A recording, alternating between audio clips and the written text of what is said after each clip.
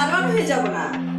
আমি এখান থেকে গেলে হয় এক জায়গার ওসিএলএসডি হব, না হলে এক জায়গার টিআই হব, না হলে এক জায়গার ইন্সপেক্টর হব। আমি ইন্সপেক্টরই থাকবো, আমি দারোয়ান হয়ে যাব না। হ্যাঁ, আমি দারোয়ান হয়ে যাব না। আমি ফুড কন্ট্রোলার যদি হই, আমি কিন্তু আবার এই শরীয়তপুরে আসবো। আমি যদি ডিসি ফুড হই, আমি কিন্তু এই শরীয়তপুর জেলায় চাকরি করবো। আমার এই জ্বালাইয়া কাজ কত তারা করছে। হ্যাঁ গো, আমি জ্বালাইয়া কাজ কত করবো না। শরীয়তপুরের আঙ্গারিয়া খাদ্য গুদামে ধান ও চাল সংগ্রহ কার্যক্রমকে কেন্দ্র করে নতুন বিতর্ক সৃষ্টি হয়েছে। সম্প্রতি খাদ্য গুদামের এক কর্মকর্তার অডিও রেকর্ড সামাজিক মাধ্যমে ভাইরাল হওয়ার পর অনিয়মের বিষয়টি সামনে আসে।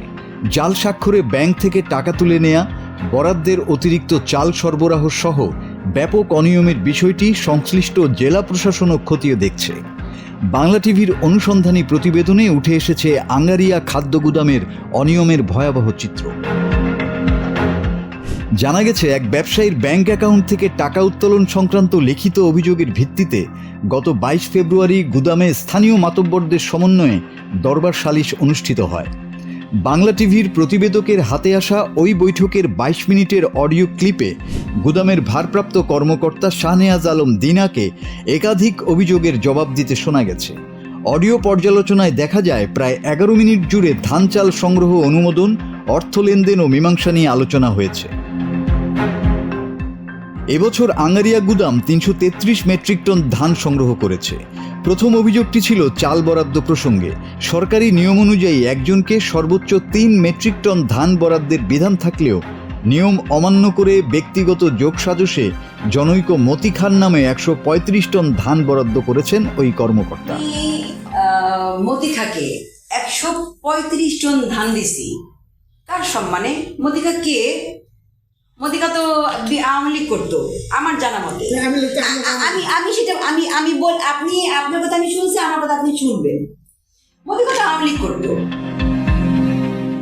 30 টন চালের ব্যবসার বিষয়ে প্রশ্ন করা হলে দিনা বলেন, চাল আমাকে দিয়েছে, আমি 1,500 করে দিয়েছি। এ সময় অন্য একজনকে বলতে শোনা যায়, 20,000 টাকা ব্যবসা দিলে হবে না, মিলার সহ গাড়ি ভাড়া খরচ রয়েছে।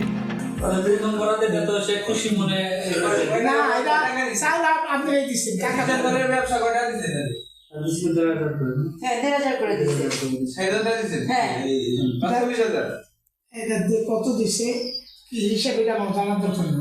তার মানে তার বক্তব্য দেখবে ভাইয়া, মিলই নাই।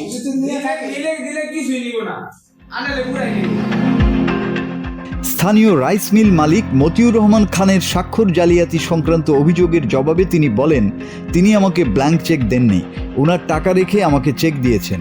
আমি একজন অফিসার হিসাবে তার স্বাক্ষর সত্যায়িত করেছি। এ সময় জনৈক ব্যক্তিকে বলতে শোনা যায়, একজন সরকারি কর্মকর্তা হিসাবে এ ধরনের জাল স্বাক্ষর দেওয়ার এখতিয়ার নেই। আমি একজন অফিসার, আমার সামনে বসে আপনি স্বাক্ষর করলেন, আমি সেটাকে সত্যায়িত করলাম। কোনো অবস্থায় এগ্রি জাল সই করতে পারে, কোনো চাকরি আমি পারি করতে। অডিওর একাংশে হুমকিও শোনা গেছে। সেখানে দিনা জানান, আমার পিঠ দেয়ালে ঠেকে গেলে আমি ফরেন্সিকে পাঠাবো, উনি ফেসে যাবেন। আমি একটু হ্যারেস হব, কিন্তু যদি আমি ফরেন্সিকে পাঠাই উনি কিন্তু ফাঁসবেন।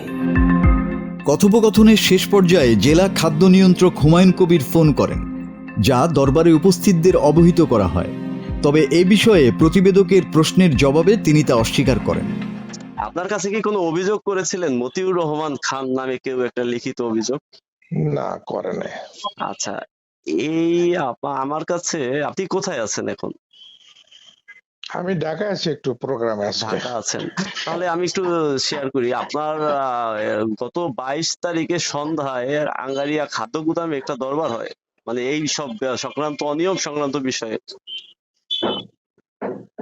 এর মাঝে কথোপকথনের মাঝে আমার কাছে একটি 22 মিনিটের একটা রেকর্ড আসে, একটা বিষয় শুরু থেকে। এর মাঝে আপনার ফোনটাও আসে ওই জায়গাতে, যে আপনি ফোন দিয়েছেন জেলা অফিসার, এটা বলে খাদ্য নিয়ন্ত্রণ আপনার ভারপ্রাপ্ত যিনি দায়িত্বে আছেন।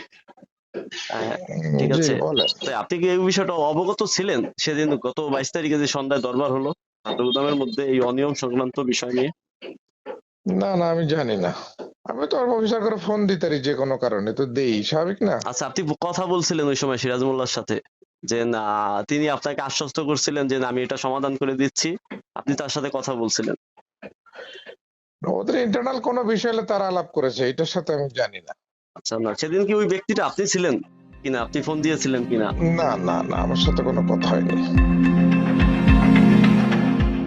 স্থানীয়রা পুরো ঘটনার স্বচ্ছ তদন্তের দাবি জানিয়েছেন, কারণ অডিওতে উত্থাপিত বিষয়গুলো নিয়ে বিভ্রান্তি সৃষ্টি হয়েছে।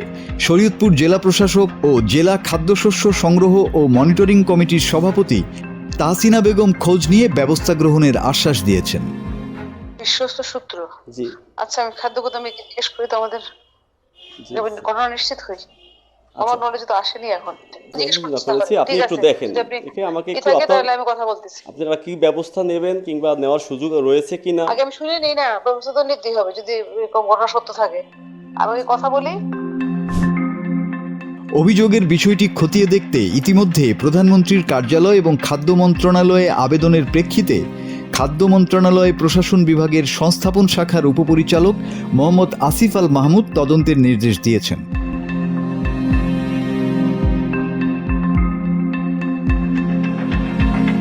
একই গুদামকে ঘিরে বারবার অনিয়মের অভিযোগ উঠায় স্থানীয়দের প্রশ্ন, দায়িত্বে থাকা কর্মকর্তাদের উপর আদৌ কি কার্যকর তদারকি রয়েছে, নাকি প্রভাবশালী মহলের ছত্রছায়ায় থেকেই চলছে এসব বিতর্কিত কর্মকাণ্ড।